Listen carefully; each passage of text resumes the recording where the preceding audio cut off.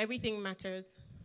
The air that we breathe, food we eat, water that we drink, clothes we wear, sleep, rest, productivity, your mental health, socioeconomic development, inclusive growth. All of these things matter.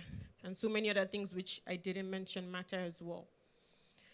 However, equipping girls and women to become economically active matters a whole lot, and that's what I'm here to discuss today. An airplane, or even a jet, is likely to fly safely with 2 engines as opposed to with 1. I've also not heard of any bird that's capable of flying with just 1 wing. The same logic should be applied when discussing economic prosperity of any country, especially a country like Nigeria that has each gender representing 50% of its total population.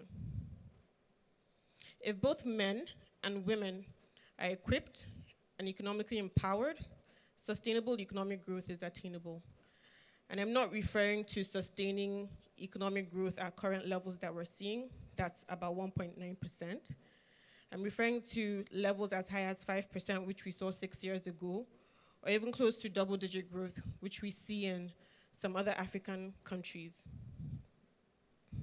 If you look at the national accounts for Nigeria, let's say the past 8 to 12 quarters, you would see that agriculture accounts for over 20% of total national output.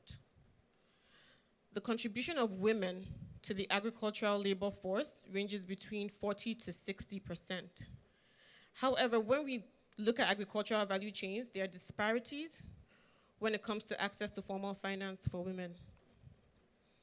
The median capital that is available to a female agriculturist is 2 times lower than that of her male counterpart. I shall repeat so it sinks in. The median capital available to a female agriculturist is 2 times lower than that of her male counterpart. The lack of ownership of collateral, as tradition rarely cedes property rights to women, in addition to the absence of credit histories, have prohibited female agriculturists as well as women-led businesses from accessing loans. Let me shift to the light manufacturing industry.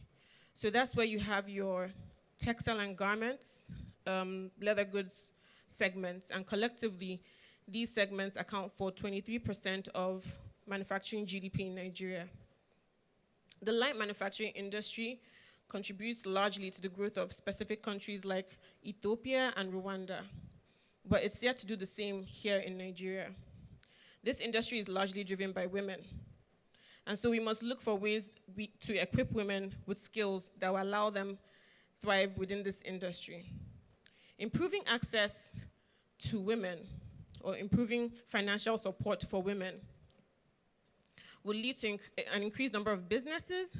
It would help to scale up existing businesses. It would help with boosting economic growth, and it would also help with increasing economic activity for the country. Now, the Central Bank of Nigeria and the Bank of Industry have made laudable steps with regards to increasing access to finance for everyone, including women, but the impact remains minimal, and so a whole lot still needs to be done. Let's talk about education. Education is a powerful tool, and I'm not just referring to the traditional classroom teaching approach. I'm also referring to skills acquisition through experiential learning. Last year, I was invited to watch a documentary. It was a private screening. A documentary titled Uprooted. That documentary focused on the aftermath of the Boko Haram insurgency in northern Nigeria, as well as the changing gender roles that had occurred after those awful attacks. So the primary providers across households in that area are the men, but after the attacks, they were unable to provide for their families because their primary source of income had been taken away from them, so the farmlands. Only households with women that had equipped themselves with specific skills were able to manage through this aftermath.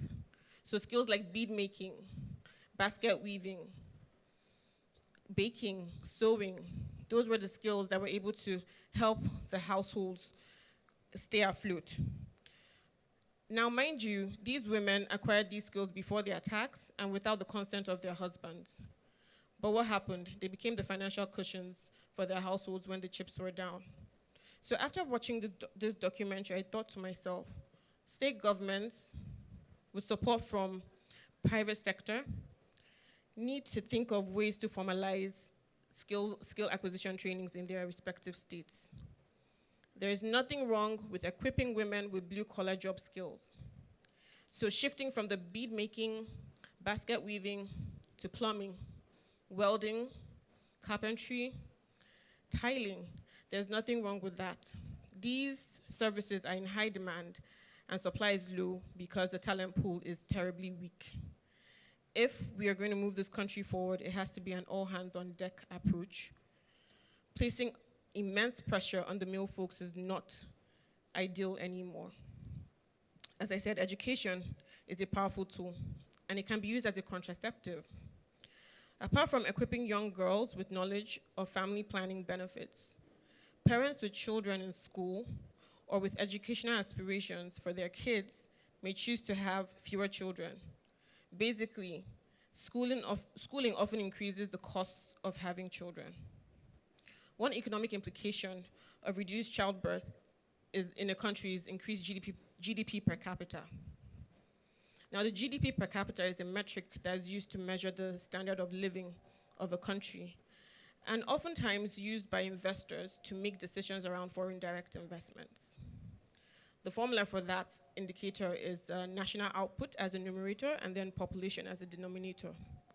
So I know we're putting a lot of energy and efforts towards increasing the numerator, which is national output, but at the same time, it is worth considering reducing the pace of growth of our population. Weaving policies that are female-focused to boost productivity from the female economy is equally important. A major concern is the low level of female participation in decision-making roles.